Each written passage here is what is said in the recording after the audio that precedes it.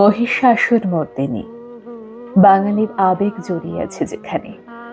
সেই মহিষাসুর মর্দিনী নিয়ে আজ দু একটা টুকরো ঘটনা বলবো, কিন্তু তার আগে মহিষাসুর মর্দিনীর যে মাহাত্ম্য, সেই মাহাত্ম্য বজায় রেখেছে যে জিনিসটি, সেটি বেতার।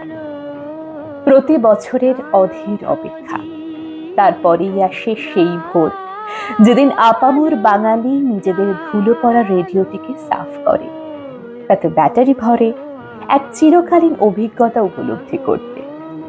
এমনিতে রেডিও জিনিসটি বাড়িতে সারাক্ষণ অবাঞ্ছিত, এই ডিজিটাল যুগে তো আরো বেশি।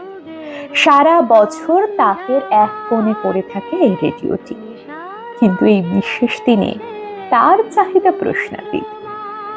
বাজারে বিক্রি ঈর্ষা করার মতো, কারণ দিনটা তো শুধু নামে